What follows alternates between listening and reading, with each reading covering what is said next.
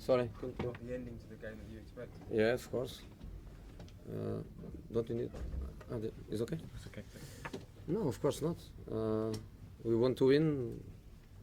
We start the game thinking that we can get the 3 points. Of course, as I was saying yesterday, respecting a team that show in the last years that they have enough quality and enough experience to play at this level. And in the end, we lose 3 points. That we must get them somewhere. We must get them somewhere. So these 3 points we lost here, we must get them. Basel or Schalke or Bucharest or all of them or some of them.